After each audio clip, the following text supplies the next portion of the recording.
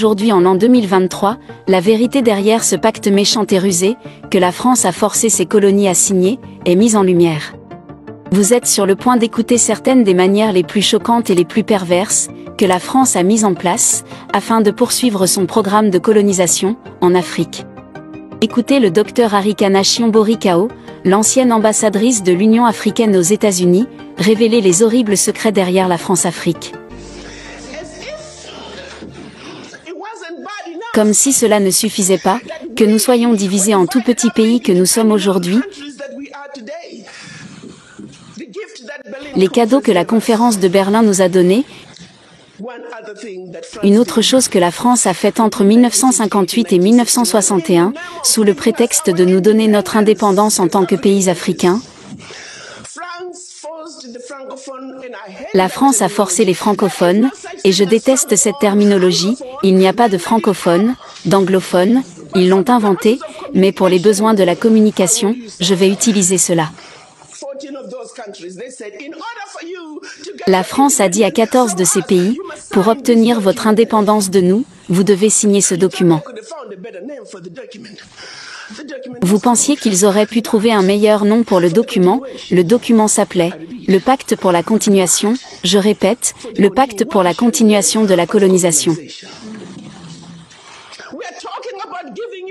On parle ici de vous donner l'indépendance, mais on leur a dit de signer ce pacte pour la poursuite de la colonisation, sous un autre format.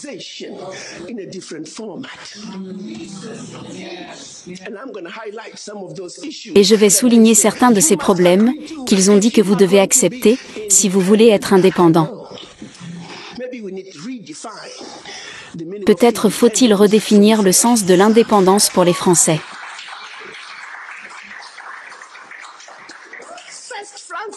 Premièrement, la France a dit, vous ne savez pas comment gérer votre argent.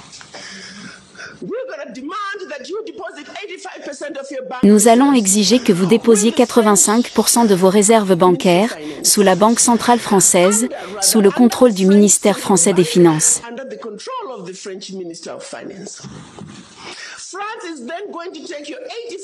La France va alors prendre les 85% de dépôts bancaires, de chacun d'entre vous, déposer ces fonds sur le même marché boursier, sous le nom français, et vous pouvez ou non connaître les rendements.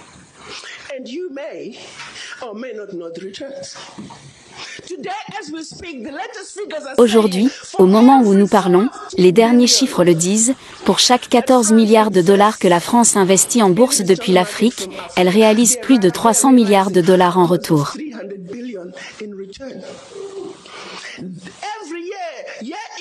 Chaque année, année après année, à cause de ces dépôts des pays africains, la France retire de l'Afrique plus de 500 milliards de dollars.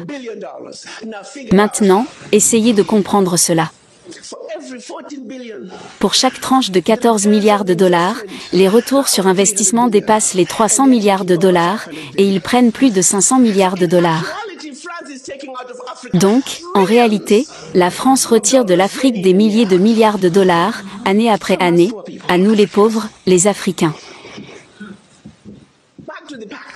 Pour en revenir au pacte, si vous souhaitez accéder à une partie de votre argent, que vous avez déposé auprès de la France, vous devez soumettre les déclarations financières de votre pays. Et si votre demande est approuvée, vous pouvez l'obtenir sous forme de prêt, vous ne pouvez accéder qu'à 20% de votre argent, année après année, sous forme de prêt à des taux d'intérêt commerciaux.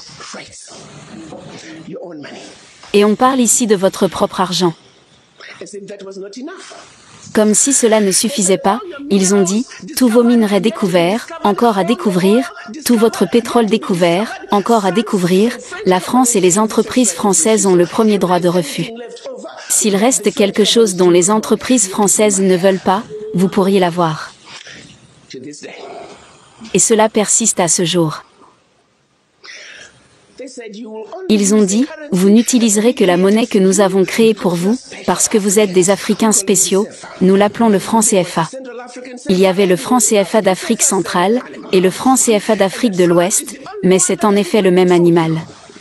Et ils ont dit ensuite, la France est la seule à pouvoir vous l'imprimer, c'était en 1958.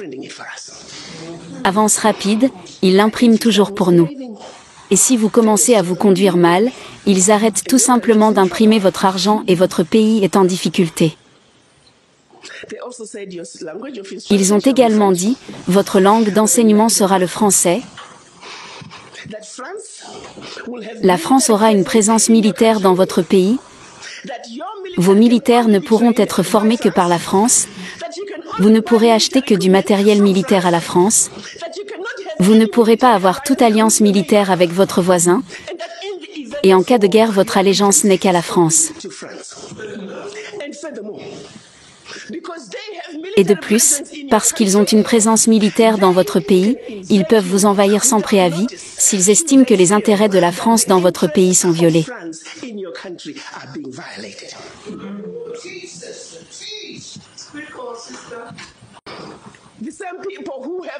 Les mêmes personnes qui ont l'audace de nous dire que nous sommes des pays pauvres, retirent leurs billions d'Afrique chaque année.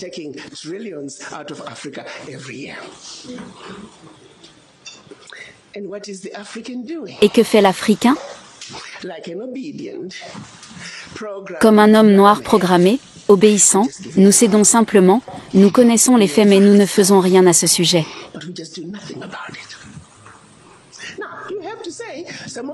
Maintenant, vous devez dire que certaines des craintes sont réelles, parce que si la France qui vous a vendu du matériel inférieur au leur, la France qui a formé les militaires pour qu'ils soient inférieurs à eux, ils sont maintenant dans votre pays, ils peuvent vous envahir, ils ont la permission de le faire. Ils peuvent vous déstabiliser.